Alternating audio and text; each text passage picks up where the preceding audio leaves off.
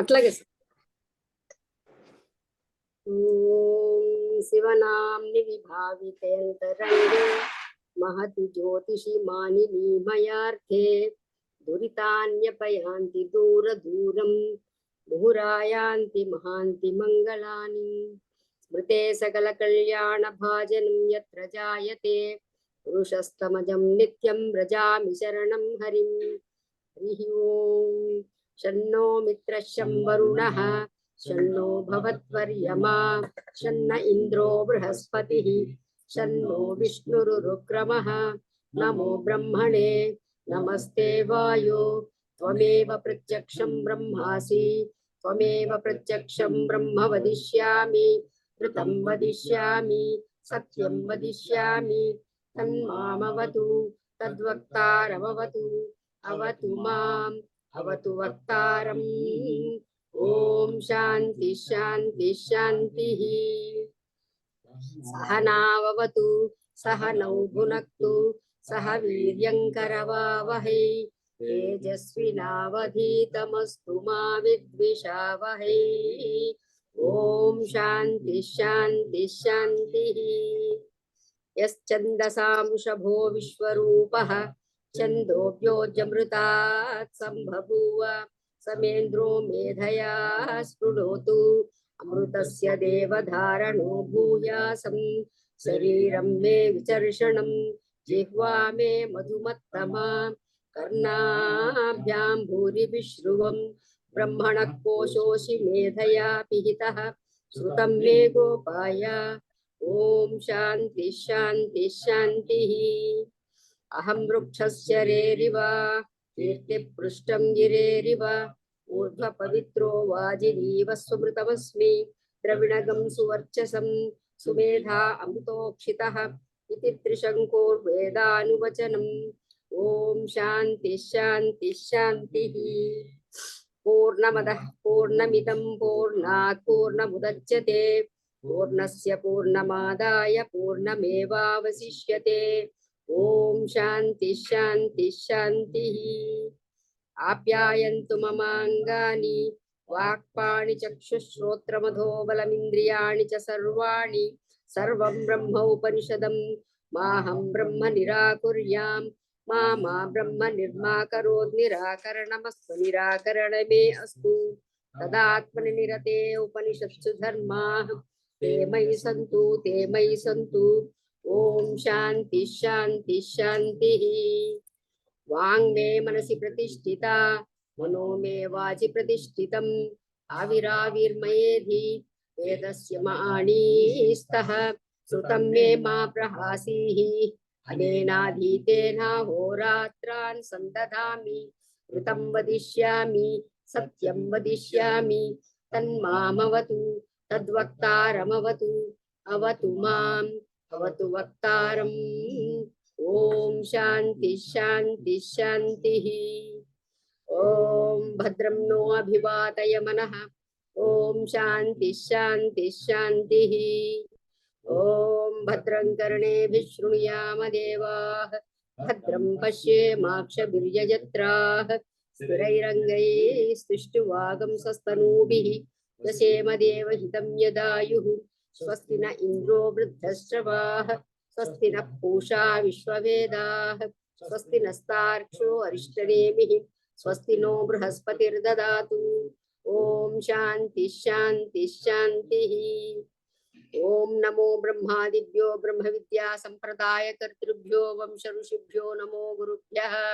सर्वोपप्लवरहित प्रज्ञानगणः प्रत्यगर्धो ब्रह्मैवाहमस्मि अधीहि भो भगवः सदाशिवसमारम्भां शङ्कराचार्यमध्यमाम् अस्मदाचार्यपर्यन्तां वन्दे गुरुपरम्परां नारायणं पद्मभुवं वसिष्ठं शक्तिं च तत्पुत्रपराशरं च व्यासं शुकं गौडपदं महान्तं गोविन्दयोगीन्द्रमधास्य शिष्यं श्रीशङ्कराचार्यमधास्य पद्मपादं च हस्तामलकं च शिष्यं संतोटकं वार्तिककारमन्यान् अस्मद्गुरून् सन्ततमानतोऽस्मि श्रुतिस्मृतिपुराणानाम् ఆలయం కరుణాలయం నమామి భగవత్పాదం శంకరం లోకశంకరం యద విద్యా విలాసేన భూతభౌతిక సృష్టయః తం నౌమి పరమాత్మానం సచ్చిదానంద విగ్రహం శంకరం శంకరాచార్యం కేశవం బాదరాయణం సూత్రభాష్య కృతౌ వందే భగవంతౌ పునః పునః. శ్రీ దక్షిణామూర్తి స్తోత్రం. మౌన వ్యాఖ్యా ప్రకటిత పరబ్రహ్మతత్వం యువానం వర్షిష్టాంతేవ సదృశిగణైరావృతం బ్రహ్మనిష్టైః ఆచార్యేంద్రం కరకలిత చిన్ముద్రమానందమూర్తిం స్వాత్మా రామం ముదితోదనం దక్షిణామూర్తిమీడే.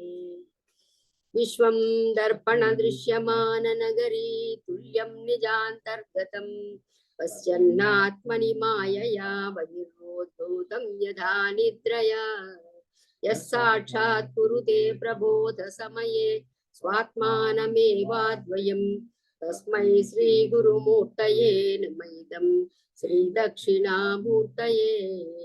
బీజస్యాంతరివాం పురో జగదిదం ప్రాంగిర్వికల్పం పునః మాయా కల్పిత దేశకాల కలనా వైచిత్ర చిత్రీకృతం మాయావీవ విజృంభయత్యపి మహాయోగీ వయస్వేచ్ఛయా తస్మై శ్రీ గురుమూర్తయే నమైదం శ్రీ దక్షిణామూర్తయే. యస్యైవ స్ఫురణం సదాత్మకమసత్కల్పార్థగం భాసతే సాక్షాత్ తత్వమసీతి వేదవచసా యో బోధయత్యాశ్రితాన్ యస్సాక్షాత్కరణాత్ భవేన్న పునరావృత్తిర్భవాంభోనిధౌ తస్మై శ్రీ గురుమూర్తయే నమైదం శ్రీ దక్షిణామూర్తయే. నానాచిద్రఘటోదరస్థిత మహాదీప ప్రభాభాస్వరం జ్ఞానం యస్య తు చక్షురాధికరణద్వారా బహిస్పందతే జానామీతి తమేవ భాంతమనుభాతే తత్సమస్తం జగత్ తస్మై శ్రీ గురుమూర్తయే నమైదం శ్రీ దక్షిణామూర్తయే.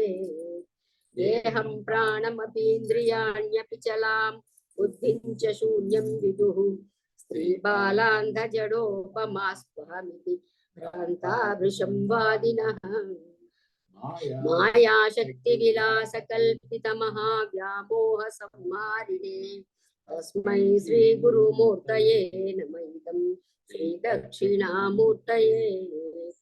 రాహుగ్రస్త దివాకరేందు సదృశో మాయా సమాచ్ఛాదనాత్ సన్మాత్రః కరణోపసంహరణతో యోగో సుషుప్తః పుమాన్ ప్రాగస్వాప్స్యమితి ప్రబోధ సమయే యః ప్రత్యభిజ్ఞాయతే తస్మై శ్రీ గురుమూర్తయే నమైదం శ్రీ దక్షిణామూర్తయే.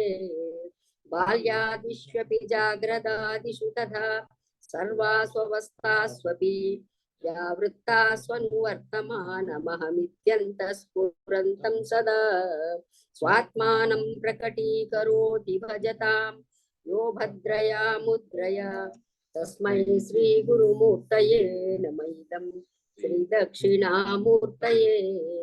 విశ్వం పశ్యతి కార్యకారణతయా స్వస్వామి సంబంధతః శిష్యాచార్యతయా తథైవ పితృపుత్రాధ్యాత్మనా భేదతః స్వప్నే జాగ్రతి వా ఏష పురుషో మాయా పరిభ్రామితః తస్మై శ్రీ గురుమూర్తయే నమైదం శ్రీ దక్షిణామూర్తయే. భూరంభాంస్యనలో నిలోంబరవహర్నాథో హిమాంశుః పుమాన్ నిత్యాభాతి చరాచరాత్మకమిదం యస్యైవ మూర్త్యష్టకం నాన్యత్ కించన విద్యతే విమృశతాం యస్మాత్ పరస్మాత్ విభో తస్మై శ్రీ గురుమూర్తయే నమైదం శ్రీ దక్షిణామూర్తయే.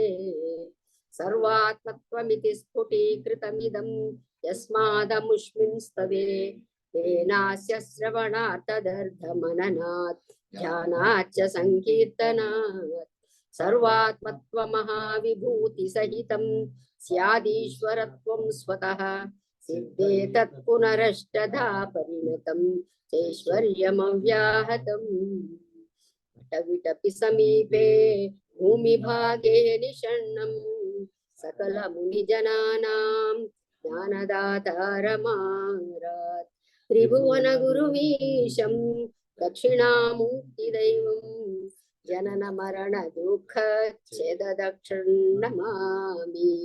चित्रं वटतरोर्मूले वृद्धा शिष्या गुरुर्युवा योऽस्तु मौनं व्याख्यानं शिष्यास्तु छिन्न संशयः विधये सर्वविद्यानां विषजे भवरोगिणां गुरवे सर्वलोकानां दक्षिणामूर्तये नमः।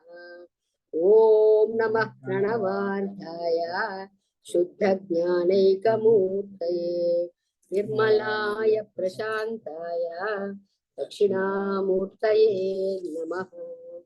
अंगुष्ठतर्जनीयोगमुद्रा व्याजेन देहिनां सुचर्दं ब्रह्मजीवैक्यं दर्शयन्नोवताच्छिवः समं सर्वेषु भूतेषु तिष्ठन्तं परमेश्वरं मन्नाथं परमात्मानं प्रणतोऽस्मि सदा शिवम्।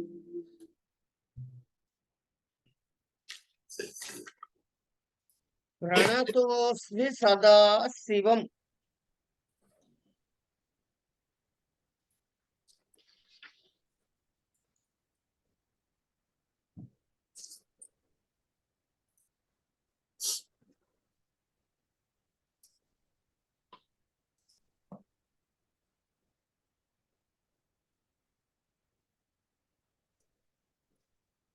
ఒక శ్లోకం ఏదో ఇవాళ మళ్ళీ ఓసారి చెప్పు అంటే ఒకసారి గుర్తు చేసుకుందాం అనుకున్నా, రాత్రి అనుకుని పెట్టా, మర్చిపోయా ఎక్కడ పెట్టాను ఆ శ్లోకం మళ్ళీ గుర్తు రావట్లే. సరే కానివ్వండి, త్రయోదశాధ్యాయంలోనేనండి. త్రయోదశాధ్యాయంలోనే కానీ ఏదో సరే దాన్ని చూద్దానండి, మళ్ళీ గుర్తు వచ్చినప్పుడు చెప్పుకుందాం.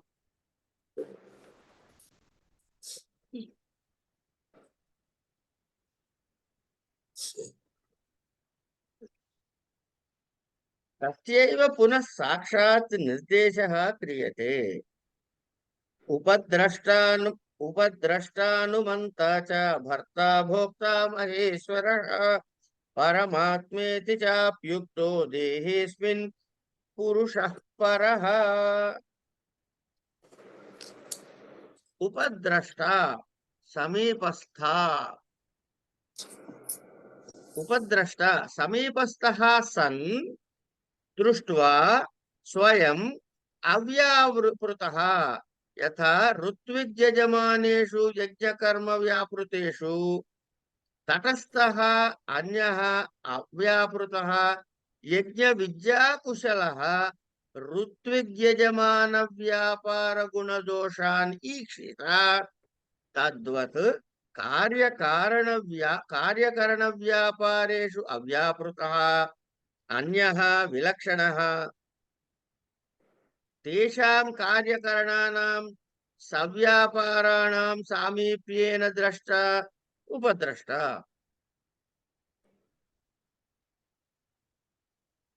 అథవా దేహచక్షుర్మనోబుద్ధ్యాత్మనః ద్రష్టారః తేషాం బాహ్యద్రష్ట దేహః తతః ఆరభ్య అంతరతమః చ ప్రత్యక్ సమీపః ఆత్మా ద్రష్టా యతః పరః అంతరః నాస్తి సహ అతిశయ సమీప్యేన ద్రష్టత్వాత్ ఉపద్రష్ట. యజ్ఞోపద్రష్టావద్వా సర్వ విషయీ కారణాత్ ఉపద్రష్ట అనుమంతా చ అనుమోదనం అనుమననం కుర్వత్సు తత్క్రియాసు పరితోషః తత్కర్త అనుమంతా చ. అథవా అనుమంత అంటే ఏం చదువుతున్నాడు? ఫస్ట్ అనుమోదనం అనుమననం కుర్వత్సు తత్క్రియాసు పరితోషః తత్కర్త అనుమంతా చ. అథవా ఇంకో డెఫినేషన్ ఇస్తున్నాడు. అనుమంత కార్యకరణ ప్రవృత్తిషు స్వయం అప్రవృత్తః అపి ప్రవృత్తః ఇవ తదనుకూల విభావ్యతే తేన అనుమంత అథవా ప్రవృత్తానుస్వ్యాపారేషు తత్సాక్షిభూత కదాచిదపి న నివారయతి ఇది అనుమంత.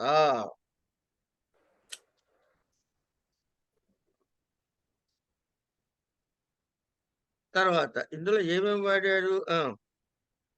ఉపద్రష్ట, అనుమంత, భర్త, భోక్త, మహేశ్వర, పరమాత్మేతి. ఈ తర్వాత భర్త భరణం నామ దేహేంద్రియ మనోబుద్ధీనాం సంహతానాం చైతన్యాత్మ పారాచ్యేన నిమిత్తభూతేన చైతన్యాభాసానాం యత్ స్వరూపధారణం తాత చైతన్యాత్మకృతమేతి మేవేతి భర్త ఆత్మ ఉచ్యతే. భోక్త అగ్నుష్ణవత్ అగ్నియుష్ణవత్ నిత్య చైతన్య స్వరూపేణ బుద్ధే సుఖ దుఃఖ మోహాత్మకాః ప్రత్యయాః సర్వ విషయ విషయాః చైతన్యాత్మగ్రస్తాః ఇవ జాయమానాః విభక్తాః విభావ్యంతే ఇతి భోక్త ఆత్మ ఉచ్యతే.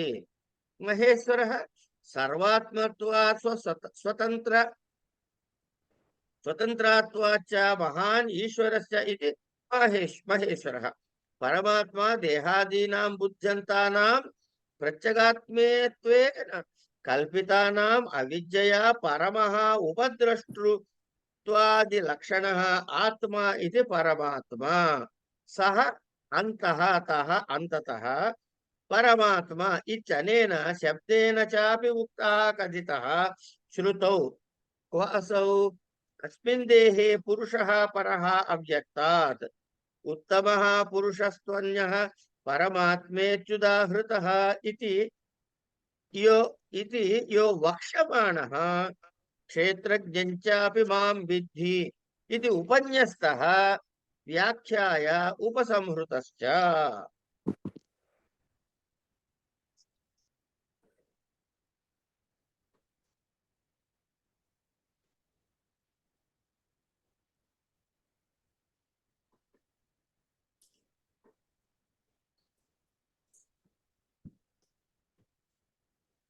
ఈ దేహమునందు ఉత్కృష్టమైన పురుషుడు ఉపద్రష్ట అంటే కార్యకరణ శరీరేంద్రియాల యొక్క వ్యాపారములందు అవ్యాపృతుడై విలక్షణుడై దానితో సంబంధం లేనివాడై ఈ వ్యాపారములతో కూడిన వ్యాపారం ఎందుకంటే గుణాలు ఉన్నాయి కాబట్టి వ్యాపారములతో కూడిన శరీర ఇంద్రియాదుల యొక్క సామీప్యము చేత చూస్తూ ఉన్నవాడు కాబట్టి ఉపద్రష్ట అనబడతాడు. ఇంకోటి ఏమన్నారండి? అనుమంత. ఈ కార్యకరణములను క్రియలను ఈ కార్యకరణాలు ఏవైతే ఉన్నాయో ఇవి క్రియలని ఆచరిస్తూ ఉంటే చూసి సంతోషించేవాడు, లేదా ఈ కార్యకరణములు తమ వ్యాపారములందు ప్రవృత్తములై ఉంటే వాటికి సాక్షిభూతుడుగా ఉండేటటువంటి అంటే ఏ సాక్షిభూతుడుగా ఉంటాడు దాని గురించి విచారించేటటువంటి వాడు కాదు. భర్త అంటే పోషించేవాడు. భోక్త అంటే భోక్త అని తెలుసు, భోక్త అని. మహేశ్వర మహేశ్వరుడని, పరమాత్మ అని శృతియందు ఉక్త చెప్పబడి ఉన్నది. ఏం చెబుతున్నాడండి అంటే ప్రకృతంలో మోక్షహేతువైనటువంటి జ్ఞానము యొక్క మోక్షము హేతువైనటువంటి జ్ఞానము యొక్క నిర్దేశం చేయటం కొరకు తెలియనటువంటి అజ్ఞేయమైనటువంటి బ్రహ్మానికే ఇప్పుడు మనకి నిర్దేశం చేసేందుకు ప్రతిపాదిస్తున్నాడు. ఇక్కడ ఏమని ప్రతిపాదిస్తున్నాడు అంటే ఉపద్రష్ట మంతాచ అని చెప్పుకున్నాం కదా. ఏమిటినా అంటే ఈ దేహమునందు ఉత్కృష్టమైన ఇవన్నీ చెప్పుకున్నాగా. కనుక అలాంటి ఆయన్ని మనం ఇప్పుడు మళ్ళీ చెప్పుకోబోతున్నాము. ఏమని అంటే ఈ దేహమునందు ఉండి ఆ పరమ పురుషుడే ఉపద్రష్ట. ఆయన స్వయముగా అవ్యాప్తుడు, వ్యాపించు అనగా ఋత్విక్కులు యజమాని. ఇప్పుడు ఒక యజ్ఞం జరుగుతోందండి, యజ్ఞకర్మ జరుగుతోంది. ఈ యజ్ఞకర్మ జరుగుతున్నప్పుడు ఒక యజమాని ఉంటాడు, ఓ ఋత్విక్కులు ఉంటారు. ఈ ఋత్విక్కులు యజమానులు చేస్తుండగా యజ్ఞ సంబంధమైన ప్రక్రియ మొత్తము సమస్తము తెలిసినటువంటి చక్కటి యజ్ఞ విద్య కుశలుడైన ఒక ఆయన ఈ యజ్ఞంలో ఏం వేలు పెట్టడు, యజ్ఞంలో ఏం వేలు పెట్టడు. కానీ అన్ని సవ్యంగా జరుగుతున్నాయా లేదా అని పై ఎత్తుగా దగ్గరుండి చూస్తాడు. దగ్గర ఉండి చూస్తాడు. చూచుట, చూచేవాడు ద్రష్ట.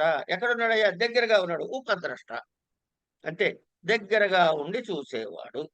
అంటే ఆ వాటి యొక్క గుణదోషాలను, ఈ ఋత్విక్ యజమానులు చేసేటటువంటి యజ్ఞకర్మయందు గుణదోషాలు ఏమైనా వస్తున్నాయా అని కనిపెట్టి చూస్తూ ఉంటాడు. అలాగే ఈయన కూడా ఇప్పుడు మనం ఎవరి గురించి అయితే మాట్లాడుకుంటున్నామో ఆ బ్రహ్మము కూడా కార్యకరణ వ్యాపారములందు వేలు పెట్టడు. దానికన్నా విలక్షణుడు, కార్యకరణముల కన్నా విలక్షణుడు. కానీ వ్యాపారాలతో కూడిన కార్యకరణములకు సమీపమునందు ఉంటాడు. సమీపమునందు ఏం చేస్తాడయ్యా అంటే వాటిని చూస్తూ ఉంటాడు. కాబట్టి ఈయన ఉపద్రష్ట అంటావు. ఈయనెవరు? జ్ఞేయ బ్రహ్మము. జ్ఞేయ బ్రహ్మము, తెలుసుకో తగినటువంటి బ్రహ్మ పదార్థం. కాదంటావా? దేహము, చక్షువులు, మనస్సు, బుద్ధి, ఆత్మ ఇవి ద్రష్టలు, చూస్తూ ఉంటాయి. వీటితో దేహము బాహ్య ద్రష్ట, ప్రపంచాన్ని చూస్తూ ఉంటుంది. ఆ దేహము మొదలుకొని లోపలికి వెళ్తే ఏమండి ఆత్మ ద్రష్టగా కనబడుతుంది. అంటే దేనికంటే లోపలగా మరి ఒక ద్రష్ట లేదు. ఇలా లోపలికి వెళ్తే ఆత్మ ద్రష్ట అవుతుంది, బయట చూస్తే బాహ్య ద్రష్ట అవుతుంది. ఏది? ఈ దేహము, చక్షువు, మనసు, బుద్ధి, ఆత్మ ఇవన్నీ. వీటికి మించి ఏదైతే లేదో ఆ అతిశయించిన సామీప్యము వల్ల ఉన్నది. ఏమిటది అంటే ఆత్మతత్వము, జ్ఞేయ బ్రహ్మము. అట్లా సరే, యజ్ఞంతో ఉన్నటువంటి యజ్ఞంలో ఉండే ఉపద్రష్ట వల్ల సర్వ విషయాల్ని తెలుసుకుంటూ ఉంటాడు, పట్టించుకోడు. ఈయన జ్ఞేయ బ్రహ్మము. ఈయనకి ఇంకో విశేషణం ఏం చెప్పారు? హనుమంతాచ. హనుమంతాచ అంటే ఈ చేసే క్రియలైతే చేస్తూ ఉన్నారో వాళ్ళు తమ తమ పనులు, క్రియలను చేస్తూ ఉండగా వాళ్ళ పక్కన నుంచుని ఆనందపడుతూ ఉంటాడు. ఎవడు సంతసిస్తూ ఉంటాడో వాణ్ణి హనుమంత అనిపించుకుంటారు. అబ్బాయి అది కాదండి అన్నారు అనుకోండి, ఈ కార్యకరణ ప్రవృత్తుల యందు తాను స్వయముగా ప్రవృత్తుడు కాకుండా ప్రవృత్తుడి వలె దానికి అనుకూలమైన వాడిగా తలవబడేవాడు కాబట్టి హనుమంతంగా ఉన్నాడు. ఏమంటే అది కూడా నాకు నచ్చలేదు. అంటే లేదా తమ తమ వ్యాపారముల యందు ప్రవృత్తమైన వాటికి ఏది మిగతావన్నీ సాక్షీభూతుడై నువ్వు ఇది చెయ్యని గాని ఇది చెయ్యొద్దని గాని ఎవరిని ఆపడు. అవి ఎందుకు చేస్తున్నాని అడగడు, దీన్ని ఆపడు. కనుక సాక్షీభూతంగా ఉంటూ ఎవరిని నివర్తింప చేయనటువంటి వాడిని కూడా హనుమంత అని అనిపించుకుంటాడు. ఇక్కడికి అయిపోయింది, రెండు అయిపోయినాయి. ఇంకెవరు? పరమేశ్వరుడు. ఈ పరమేశ్వరుడు అలాంటి హనుమంత అని. ఇంకోటి ఏం చెప్పారు? భర్త. ఏమిటి భర్త? భరణము అంటే దేహేంద్రియ మనోబుద్ధ్యాదులకు నిమిత్తభూతమై దానిని భరించేటటువంటి చైతన్య స్వరూపమైన, ఏమండి చైతన్య స్వరూపమైన చైతన్య ఆభాసలకు ఏ స్వరూపధారణ కలదో ఆ చైతన్యానికే భర్త అని పేరు. అంటే ఈ కార్యకరణాలన్నీ కూడాను ప్రవర్తించటానికి ఏ చైతన్యం అయితే ప్రధానముగా నిమిత్తభూతమై ఉన్నదో దాన్ని అది భరిస్తోంది కాబట్టి దాన్ని భర్త అన్నారు. అలాగే భోక్త. ఇప్పుడు అగ్ని ఉంది.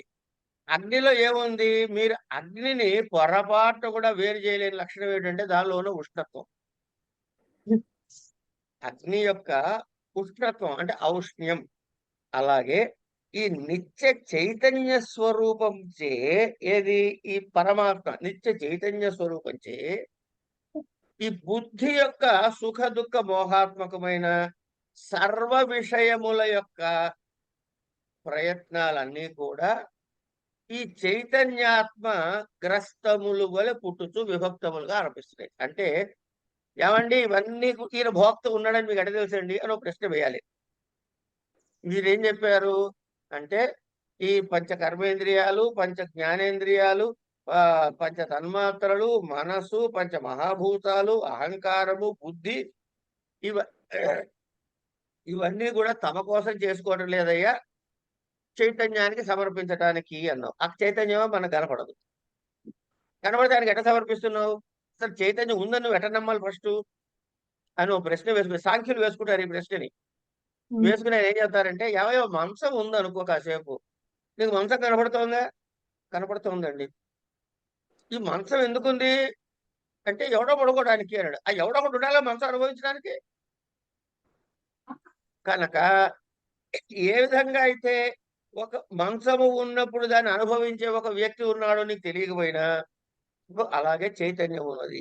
అది చైతన్యం అంటే చెప్తావయ్యా, నువ్వు జడం కాబట్టి, నీకన్నా భిన్నమైంది కాబట్టి నీ లక్షణాలకి భిన్నమైన లక్షణాలే అక్కడ చెప్పుకోవాలి.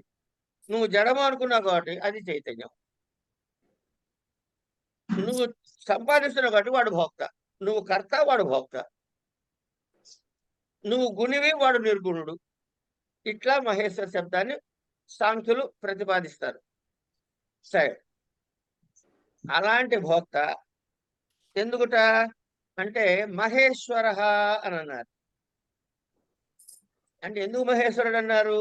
వీటన్నిటి మీద కూడా ఈ సర్వమున మీద కూడా ఆత్మ అయినందువల్ల, స్వతంత్రుడు అయినందువల్ల వీటన్నిటి మీద ఈశశక్తి అధికారము గొప్పగా కలిగిన వాడు గలక మహేశ్వరుడు అని.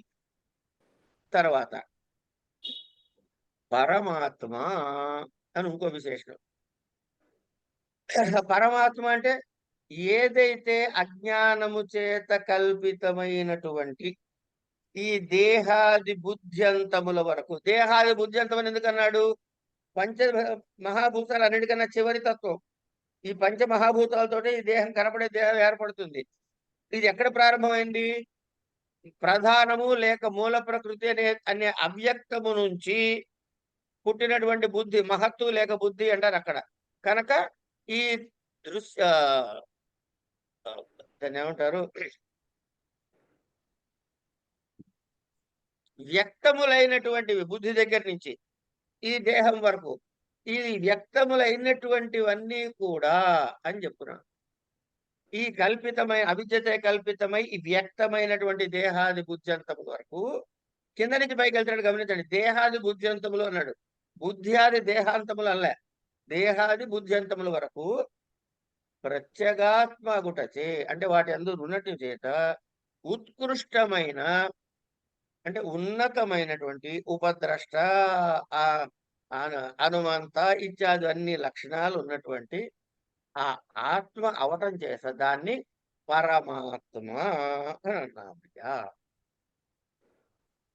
సరే, పరమాత్మ అన్నాం.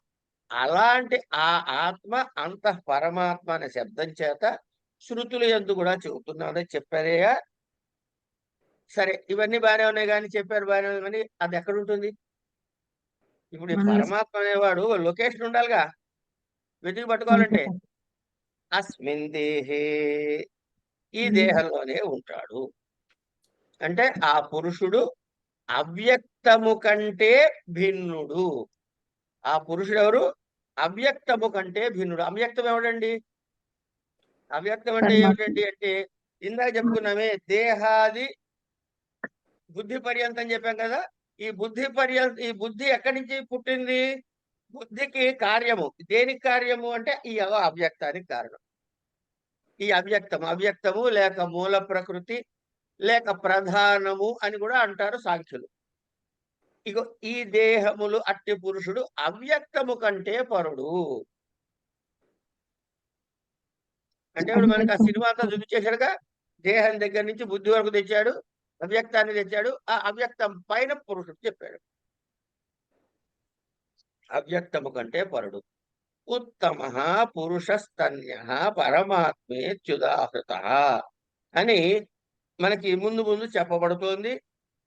క్షేత్రజ్ఞంచ మాం విద్ధి అని ఇంతకుముందే చెప్పబడింది అని ఈ ఈ విషయాన్ని ఇక్కడికి ఇట్లా ప్రతిపాదించి ఆపాడు.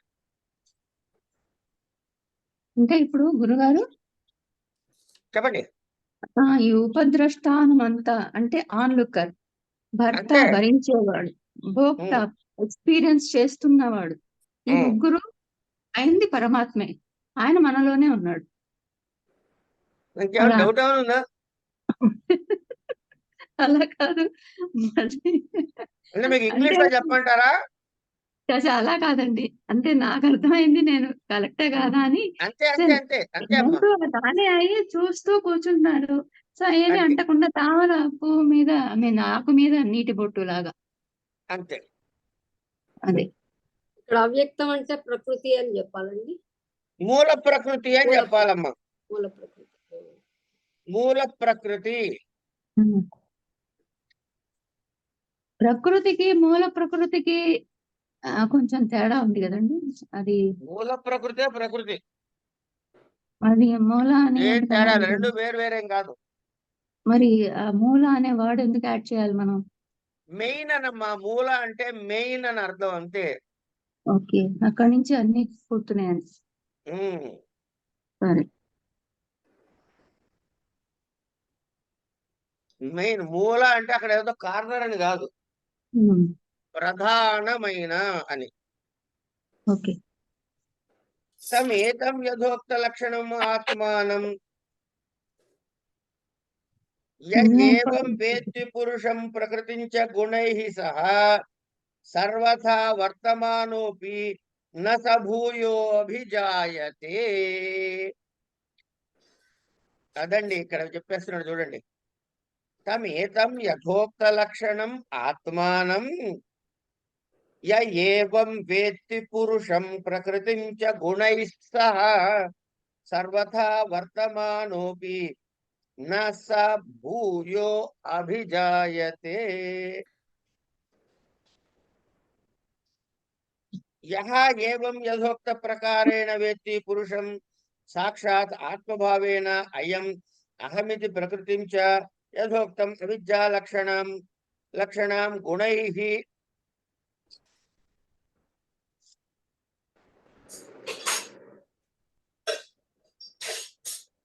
గుణైః ఎక్కడ ఆపేశాను?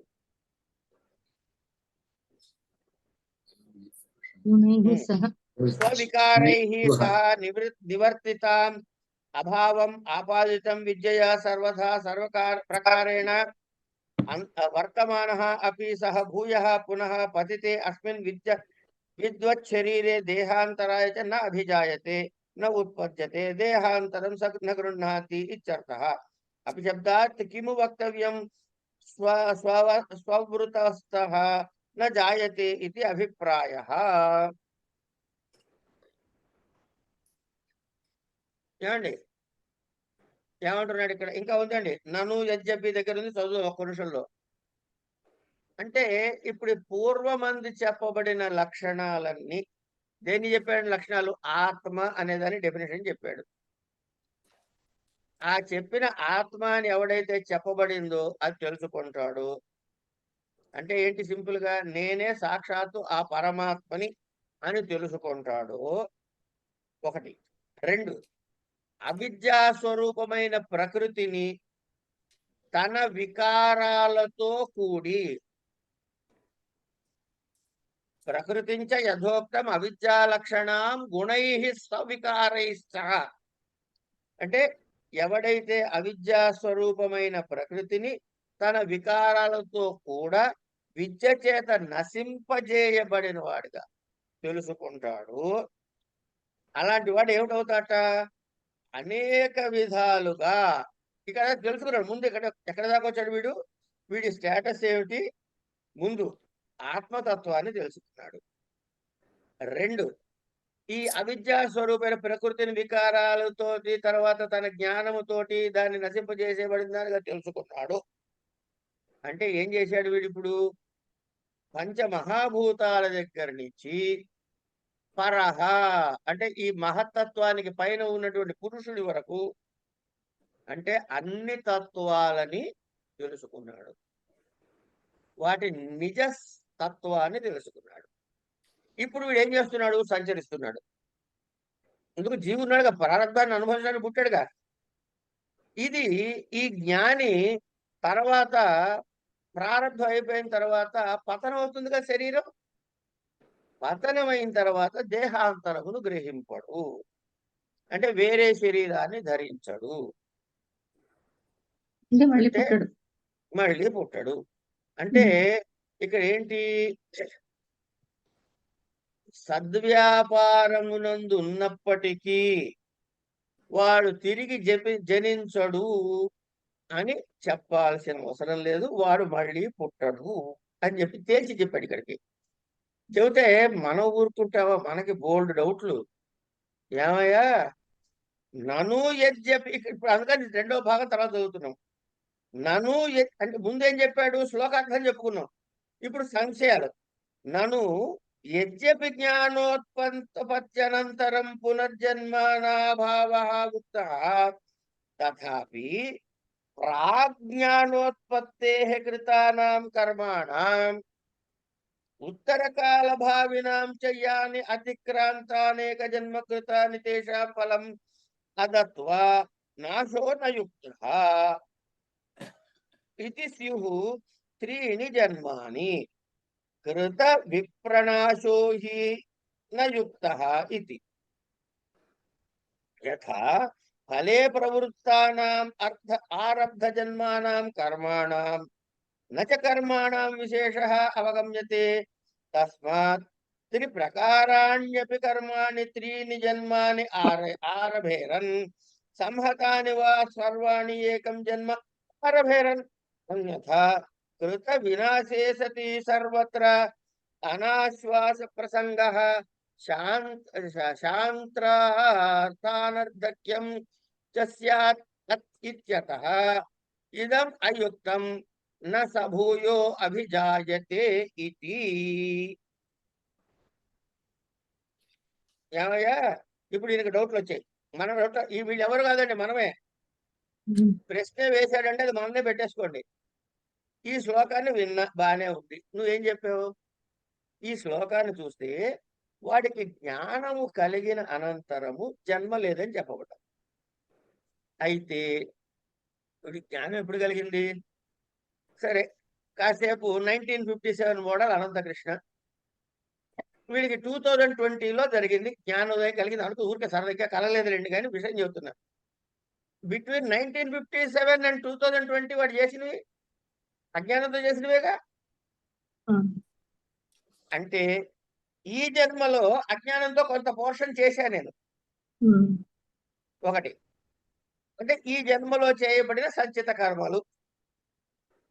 తర్వాత నా జ్ఞానం కలిగింది. కలిగిన తర్వాత ఇంకా కొన్ని కర్మలు చేస్తున్నా. మరి ఇవన్నీ చేశా కాబట్టి ఈ ఆగామి కర్మలు కూడా నేను కర్మ ఫలితం ఉంటుందిగా.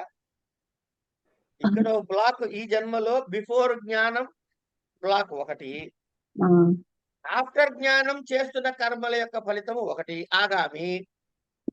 ఇంతకు ముందు జన్మలు ఎన్నో ఉన్నాయి, అవన్నీ ఫలం ఇవ్వకుండా ఇంకా పొట్లం చాలా ఉండుంటుంది, అవి నశించలేదు. కనుక 3 టైప్స్ ఆఫ్ కర్మ ఫలితాలు నశించలేదు, ఫలితాలు ఇవ్వబడలే ఇంకా మనకి. ఒకసారి కర్మ చేస్తే దాని ఫలం అనుభవించే తీరాలి. ఇది నువ్వే చెప్పావుగా. కనుక వీడికి జ్ఞానోత్పత్తి అయిన తర్వాత ఏమండి మళ్ళీ తిరిగి జన్మ లేదు అని నువ్వు ఏదైతే చెబుతున్నావో అది తప్పు. ఎందుకు? వీడికి జ్ఞానోదయం అయిన తర్వాత కంపల్సరీగా ఈ జన్మలో బిఫోర్ జ్ఞానోదయం జరిగిన దానికి ఒక జన్మ, ఆగామి కర్మల తాలూకు ఒక జన్మ, పాత బాకీలన్నీ ఉన్నటువంటి సంచితాలు ఒక జన్మ, 3 జన్మలు రావాలి కనీసం. కాదా? ఈ 3 కలిపి ఒకే జన్మ రావాలి. మరి ఆ జన్మల్లో చేసేవి ఆ? అలా అయితే ఆ జన్మల్లో చేసేవి అదే చెప్తున్నాడు. ఈ జన్మకి పూర్వం జన్మల్లోది ఒక కర్మ, ఒక జన్మ. అవునా? అంటే జ్ఞానం 3 జన్మలు ఎత్తుతాడు కదా, ఆ 3 జన్మల్లో కూడా ఏమైనా ఒక్క చేయొచ్చు నిమిషం కదా మరి. ఒక్క నిమిషం. అది కాదుగా ఇప్పుడు ప్రశ్న ఏంటంటే, పరమాత్మ ఏం చెప్పాడు? మళ్ళీ వీడు పుట్టడు అని చెప్పాడు. అంటే ఎలా అర్థం అవుతాయని చెప్తారు. ఒక్క నిమిషం అమ్మా, ఒక్క నిమిషం వినండి. పుట్టడు అని చెబితే ఆ పుట్టడు అంటే తప్పయ్యా. జ్ఞానం వచ్చిన తర్వాత మళ్ళీ జన్మ ఉండదు అనేది తప్పు. ఎందుకంటే జ్ఞానం రావటానికి ముందు కొన్ని కర్మలు చేశాడు. కర్మ చేస్తే ఫలితం అనుభవించక తప్పదు. కనుక దానికో జన్మ ఎత్తాలి. దీన్ని పుట్టడానికి ముందు కొన్ని జన్మల తాలూకు బ్లాక్ కొంత ఉంటుంది, దానికో జన్మ ఎత్తాలి. వీడికి జ్ఞానోదయం కలిగింది, కానీ ఈ జన్మలో ప్రారంభం అని అనుభవించుకొని కొంతకాలం బతుకుతాడు. ఈ కొంతకాలం బతికే టైంలో కొన్ని కర్మలు చేస్తాడు, దానికో జన్మ ఎత్తాలి. సో మొత్తం 3 జన్మలు ఎత్తాలి. వద్దంటావా? ఈ 3 కలిపి కాంబినేషన్ ప్యాక్ ఒకటే జన్మ ఎత్తేద్దాం. ఏదైనా సరే వాడు జన్మ ఎత్తక తప్పదు. కనుక నువ్వు చెప్పింది ఏమిటి? వాడికి జన్మ లేదు, నా అభిజాయతే అన్నాడు కదా, అది కుదరదు. అది అలా చెప్పడం తప్పు కదా అని అంటాడు. ఇప్పుడు అంటే ఇంకోలాగా అనుకోవచ్చా గురుగారు? ఒక్క నిమిషం వినండి. అయితే సరే. ఇంకోలాగా అనుకోద్దు, ఇది వినండి చాలు. అంటే నా అని ఇప్పుడు నెగేట్ చేస్తున్నాడు ఇక్కడ. ఎందుకుట? క్షీయంతే చాస్య కర్మాణి, ముండకోపనిషత్తు. బ్రహ్మ వేద బ్రహ్మైవ భవతి, ముండకమే. తస్య తావదేవ చిరం ఈషికాలాతూలవత్ సర్వాణి కర్మాణి ప్రదూయంతే. ఛాందోగ్యం. ఇత్యాది శృతి శతేభ్యః, ఇలాంటి వందలాది శృతులు, ఇత్యాది శృతి శతేభ్యః ఉక్తః విదుషః సర్వకర్మ దాహః ఇహాపి చ ఉక్తః యదైధాంసి ఇత్యాదిన సర్వకర్మ దాహః వక్ష్యతి. ముందు కూడా చెప్పబోతున్నాడు 18లో. ఉపపత్తేశ్చ అవిద్యా కామ క్లేశ బీజ నిమిత్తాని కర్మాణి జన్మాంతరాంకురం ఆరభతే ఇహాపి చ సాహంకారాభిసంధీని కర్మాణి ఫలారంభకాని న ఇతరాణి ఇది తత్ర భగవతా ఉక్తం. బీజాన్యజ్ఞుపదాని చెప్పాడు అక్కడ వనపర్వంలో చెప్తున్నాడు.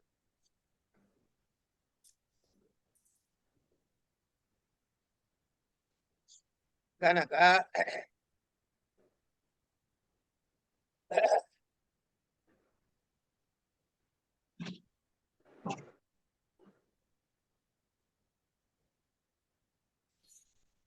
నాయన పై ఇప్పుడు చెప్పా కదా, నువ్వు చెప్పినట్టల్లా 3 అవన్నీ కుదరదు అని అంటావు. చెప్పి క్షీయంతే తస్య కర్మాణి బ్రహ్మైవేదం ఇట్లాంటివి అనేకమైనటువంటి శృతి వాక్యాలు, వందల కొద్ది శృతి వాక్యాలు ఏం చెబుతున్నాయి అంటే, విద్వాంసుడికి సర్వ కర్మలు దహించుకుపోతాయి అని చెప్పబడింది. గీతలో కూడా చెప్పబడింది, సర్వకర్మ ప్రదాహము యథైవాదాంశ సమిధోగ్నిర్భస్మన కురుతేర్జున జ్ఞానాగ్ని సర్వకర్మాణి అని భస్మసాత్ కురుతే తథా ఇట్లాంటివన్నీ ముందే చెప్పబడి ఉన్నాయి. కనుక నువ్వు చెప్పిన బ్యాక్ ఫార్వర్డ్ ఏదైతే ఉందో అవన్నీ పోయినాయి. ఏమండి? కనుక అసలు ఇంతకీ కర్మ యొక్క ఫలం ఎవరికి? అవిద్యాకామ బీజములతో చేసిన కర్మలకి. అలాంటి కర్మల వల్ల జన్మాంతరాంకురం వల్ల మళ్ళీ కొత్త జన్మ వస్తుంది. ఏమండి? అంటే ఏంటి? అహంకారాభిసంధితో కూడిన కర్మలు ఫలారంభకం.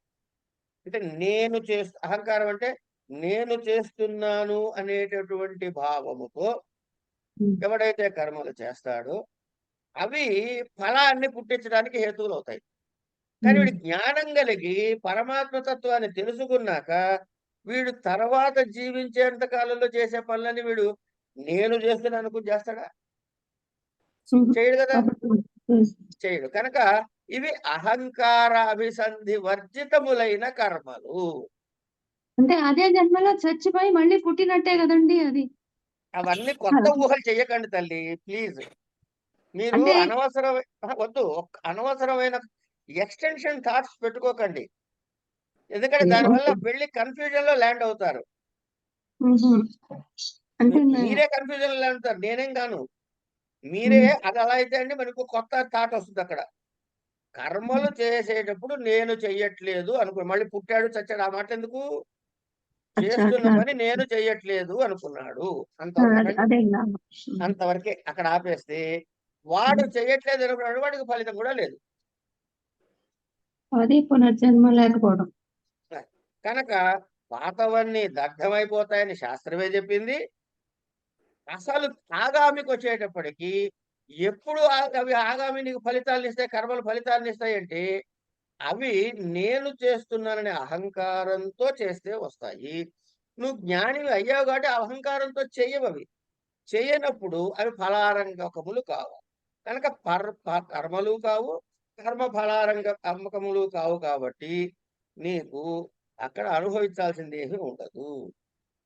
నిన్న మనం అనుకున్నాం కదా సార్, ఆ జ్ఞానాగ్ని జ్ఞానం ఎప్పుడైతే కలిగిందో ఆ అగ్ని ద్వారా సంచిత కర్మలు దగ్ధమయ్యి అగ్నిదగ్ధమైన బీజములు ఎట్లా మొలకెత్తవో,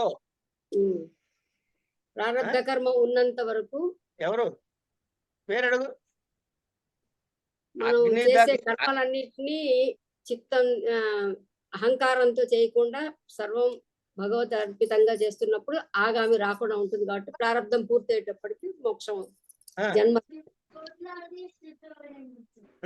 ఇచ్చేసారు నిన్న చెప్పు, మా స్లిప్లు వచ్చాయని చెప్పు. అంటే ఇప్పుడు మనము ఏదో కాసేపు పెసలే అనుకుందామండి. ఈ పెసల్ని భూమిలో నాటితే మొక్కలు వస్తాయి రావా? వస్తాయి. ఒక మూకుట్లో వేసి పెసల్ని కాసేపు ఇట్లా ఆ మూకుట్లో నూనె గినె ఏం వేయకర్ల, ఊరికే అలా వేయించి తర్వాత మళ్ళీ నాటామనుకోండి, మొక్కలు వస్తాయా? చచ్చినా రావు. కానీ చూడటానికి ఏమన్నా ఆకారంలో మార్పు ఉంటుందంటే అసలు మార్పు ఉండదు. అదే రకంగా ఆ పచ్చదనంతో ఉంటుంది, ఆ మెరుపుతోటే ఉంటుంది. కనుక వేయించబడిన పెసలు, వేయించిన పెసలు రెండు చూడటానికి ఒకేలా ఉంటాయి. కానీ ఇది అగ్ని దగ్ధమైంది కాబట్టి ఇది మొలకెత్తదు. అలాగే జ్ఞానాగ్నిలో దగ్ధమైనటువంటి కర్మలు జీవుణ్ణి మళ్ళీ తిరిగి శరీరాన్ని పొందింపజేసేందుకు ఉపయుక్తములు కావు అని అక్కడికి చెప్పి 22, 23 అన్ని ఒకటే అమ్మా. అస్తు తావత్ జ్ఞానోత్పత్త్యుత్తర కాలకృతానాం కర్మణాం జ్ఞానేన దాహః జ్ఞాన సహభావితత్వాత్ నతు ఇహ జన్మని జ్ఞానోత్పత్తేః ప్రాక్ కృతానాం అతీతానేక జన్మాంతరకృతానాం చ దాహః యుక్తః న సర్వాణి కర్మాణి ఇది విశేషణాత్ జ్ఞానోత్తర కాల భావినామేవ సర్వకర్మాణాం ఇది చేత్ న సంకోచే కారణానుపత్తేః యత్తు ఉక్తం యథా వర్తమాన జన్మారంభకాని కర్మాణి న క్షీయంతే ఫలదానాయ ప్రవృత్తాన్యేవ సత్యేపి జ్ఞానే తథా అనారంభ ఫలానామపి కర్మాణం క్షయః న యుక్తః ఇతి చేతత్ తదసత్ కథం అంటే తేషాం ఉక్తేషు త్వత్ ప్రవృత్త ఫలత్వాత్ యథా పూర్వం లక్ష్య వేధాయ ముక్తః ఇషు ధనుషుః లక్ష్య వేధోత్తర కాలమపి ఆరబ్ధ వేగక్షయాత్ పతనేనైవ నివర్తతే ఏవం శరీరం ఆరంభక కర్మ శరీర స్థితి ప్రయోజన నివృత్తేపి అసంస్కార వేగ క్షయాత్ పూర్వవత్ వర్తతే ఏవ సయేవ ఇషు ప్రవృత్తి నిమిత్తానారబ్ధ వేగః తు అముక్తః ధనుషి ప్రయుక్తః అపి ఉపసంహ్రీయతే తథా అనారభ్య ఫలాని కర్మాణి స్వాశ్రయస్థాన్యేన జ్ఞానేన నిర్బీజీక్రియంతే ఇతి పతితే అస్మిన్ విద్వచ్చరీరే న స భూయోభిజాయతే ఇతి యుక్తమేవ ఉక్తం ఇది సిద్ధం అని ఇక్కడికి తేల్చిపడేశాడు. ఏం చెబుతున్నాడంటే జ్ఞానోత్పత్తి అనంతరము చేయబడిన కర్మలు జ్ఞాన సహభావులు అంటే జ్ఞానముతో కూడి చేసినాడు కాబట్టి జ్ఞానము చేత దహించబడటం యుక్తమే. కానీ ఈ జన్మమందు జ్ఞానోత్పత్తికి పూర్వం ఆచరించబడిన కర్మలకు అతీతానేక జన్మాంతరకృతములైన కర్మలకు నాశనము యుక్తము కాదు అని నువ్వేం శంకించక్కర్లేదురా నాయన. ఎందుకు? సర్వకర్మాణి అని చెప్పాడు అక్కడ. ఈ సర్వకర్మాణి అనే విశేషణం వల్ల ఏమవుతుందంటే సర్వకర్మ దాహము అంటే సర్వకర్మలు దహించుకుపోతాయనటమే యుక్తమవుతుంది. కనుక జ్ఞానికి జ్ఞాన ఉత్తర కాల భావి సర్వకర్మల యొక్క దాహమే సంభవిస్తుంది. కానీ ముందు సంభవించదు నాకు శంకించద్దు.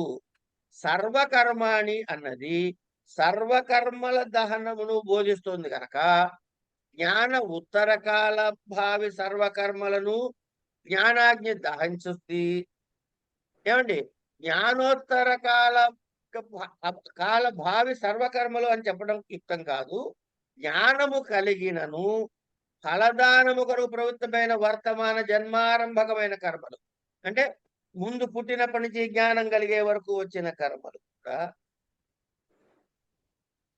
జ్ఞానము చే ఎట్లు నశించవు అట్లాగే అనారబ్ధ కర్మలు కూడా నశించవు అంటాం తప్పయ్యా.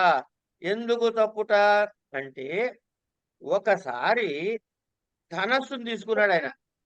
ధనస్సును తీసుకుని ధనస్సు నుండి విడవబడిన బాణము దేనికోసం విడిచావయ్యా? ఓ లక్ష్యాన్ని ఛేదించడానికి విడిచావు.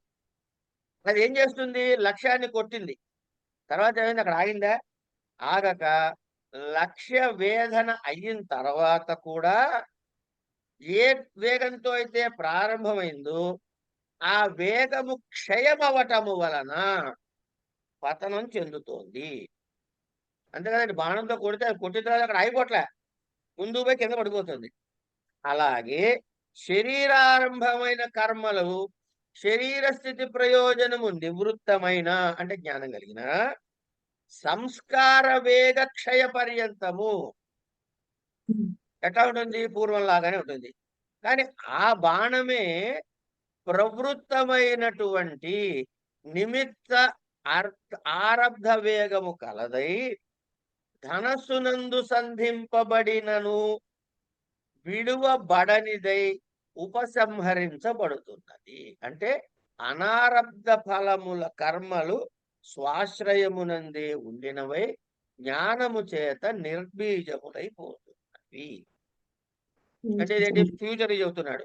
కనుక ఎవడికైతే విద్వత్ శరీరం ఉందో అంటే జ్ఞాని అయ్యాడు, తత్వము తెలుసుకున్నాడు, వాడు శరీర పతనం అయిన తర్వాత నా స భూయో అభిజాయతే అన్నది తప్పు కాదు, యుక్తమైనదే, ఇది సిద్ధము అని తేల్చి చెప్పేసి ఇక్కడికి ఆపాడు. 23 దగ్గర ఆపుకుందామండి.